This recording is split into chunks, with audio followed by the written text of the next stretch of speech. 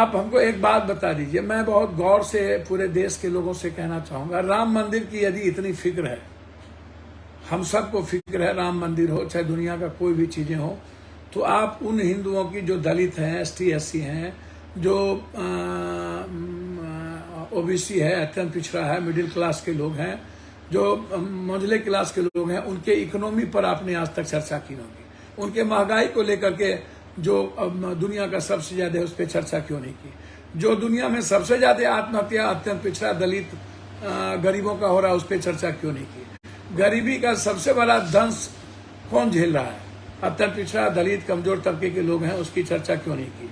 आपने कभी उसके आरक्षण पर चर्चा क्यों नहीं की। आपने जिसकी जितनी जनसंख्या उतनी भागीदारी पर चर्चा क्यों नहीं की। सबसे ज्यादा बलात्कार की घटना कमजोर, वंचित, गरीब और दलित तबके के आप उठा के देख लीजिए, जितनी घटना दलित की बलात्कार की बिहार में हुई है, आप निकलवा लीजिए थाना या अस्पताल जहां से भी, उसमें आपको या तो दलित आएंगे, कमजोर आएंगे, वंचित आएंगे, गरीब आएंगे। वो किसी बड़े अमीर घराने का, नेताओं का, पदाधिकारियों के परिवार से नहीं होता है। हमको कभी कभी इस बात को लेकर के बड़ी गहरी चिंता रहती है कि राष्ट्रवाद बगैर मानवतावाद के कैसे होगा। बगैर एक अच्छा, जिस देश में जाति धर्म मजहब जहर की तरफ फैलता चला जाए, आम आदमी का गरीबी का सबसे बड़ा कारण सिस्टम जो हमसे पैसा लेता है। आपको यदि हिम्मत थी और है तो मैं आपको बताना चाहूंगा कि ऊपर से नीचे तक जिस तरीके से भ्रष्टाचार, किसी नेताओं के भीतर भ्रष्टाचार को लेकर कोई हिम्मत आज तक क्यों नहीं हुई। भ्रष्टाचार जो गरीबी का सबसे बड़ा कारण, और भगवान जिसको हम लोगों ने ये बता दिया है कि भगवान ही गरीब बनाता है, भगवान ही देगा, भगवान भाग ही हमारा खराब है।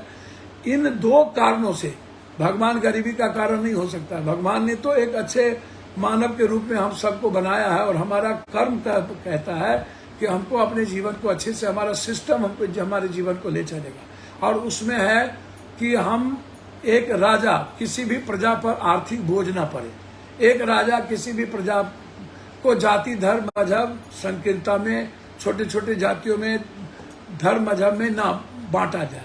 समाज, देश को एक राष्ट्र, एक देश के रूप में, एक परिवार के रूप में देखा जाए। लेकिन आप उस पर तो कभी चर्चा करते नहीं है। राष्ट्र का मतलब आपका कंप्लीट रूप से पाकिस्तान, हिंदू मुसलमान, कब्रिस्तान, शमशान, ईद बकरीद के अलावे कोई बात आज तक राष्ट्र की बात में चाइना नहीं आता है, राष्ट्र के बात में अन्य देश नहीं आता है, राष्ट्र के बात में जो हम सबसे ज्यादा नजरिया से गरीब हैं ये नहीं आता है।